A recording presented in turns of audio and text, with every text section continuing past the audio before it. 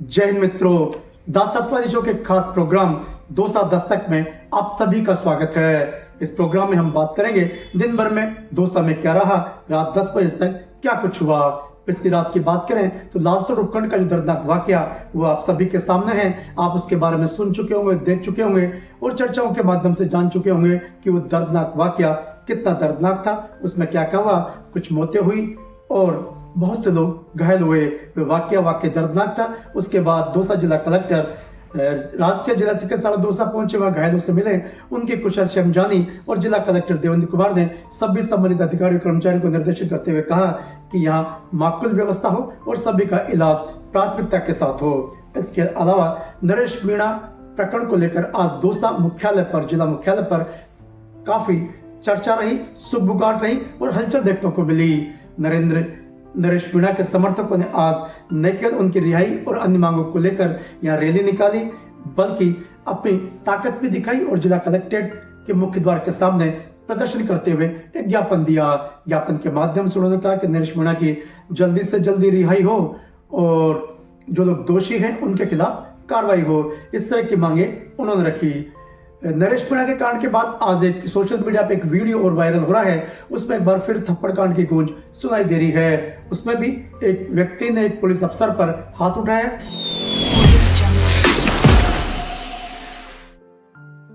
इस तरह के वीडियो इन दिनों लगातार सामने आ रहे हैं और ये लगता है कि अब एक श्रृंखला शुरू हो गई है जो कि वाकई डराने वाली है। इनफैक्ट नरेश मीणा और टोंक उनियागड़ा के कांड को लेकर आज भाजपा के प्रदेश अध्यक्ष मदन राठौड़ भी काफी मुखर रहे। उन्होंने कहा कि इस तरह नहीं चलेगा, इस तरह लंबा नहीं चलेगा। बाहुबलियों का और बाहुबलियों के हिसाब से राजनीति नहीं चलाई जा सकती। राजनीति जननीति से चलती है, राजनीति के हिसाब से चलती है, बाहुबल के हिसाब से नहीं चल सकती।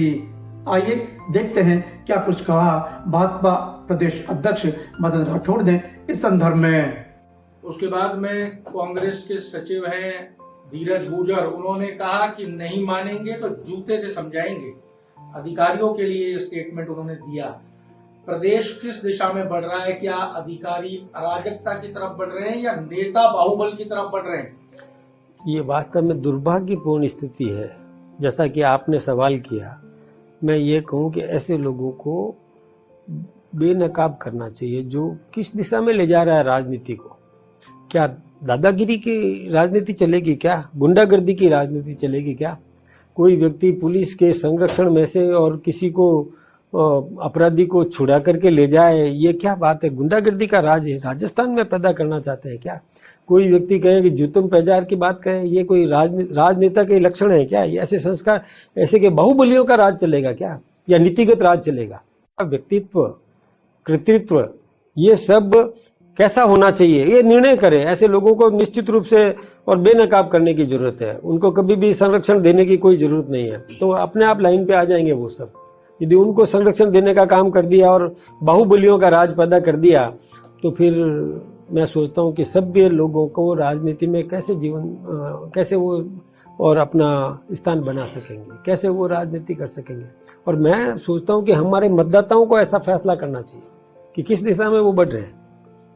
सेफ अच्छी राजनीति चल रही है, उस राजनीति को और बाहुबलियों के हाथों में सौंपना चाहते हैं क्या? अधिक पहलवान है वो कुश्ती लड़कर के राज लेना चाहता है। कानून का राज होना चाहिए कि जुतम पैजार का राज होना चाहिए, ये तो हम सबको निर्णय करने की जरूरत है। मैं तो आप मीडिया से भी निवेदन करूंगा, ऐसे व्यक्तियों को और कतई महत्व नहीं दें जो इस प्रकार की बाहुबली की बात करता है। राजनीति या राज्य बाहुबलियों से नहीं चलेगा, कानून से चलेगा।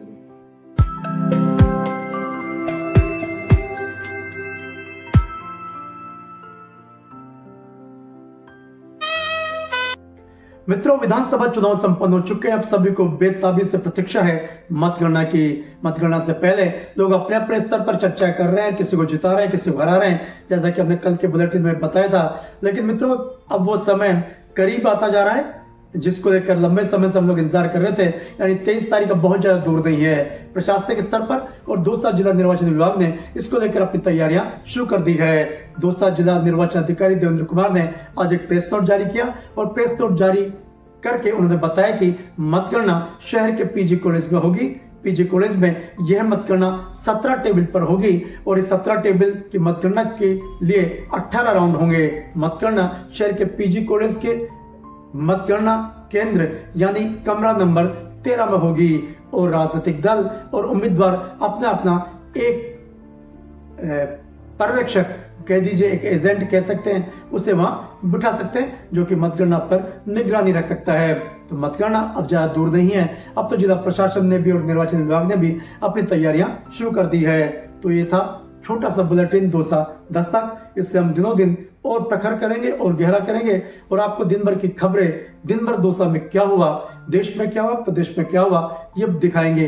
पहले हम दोसा से शुरू कर रहे हैं कि दोसा में दिन में क्या हुआ, यानी रात को 10 बजे तक क्या रहा वो हम बताया करेंगे डेली बुलेटिन में, और फिर प्रदेश की खबरें बताएंगे और उसके बाद देश की खबरें बताएंगे और संभव हुआ तो अंतर्राष्ट्रीय खबरें भी आप तक शेयर करेंगे। तो इन सब बातों के साथ मैं सुनील सत्यवादी।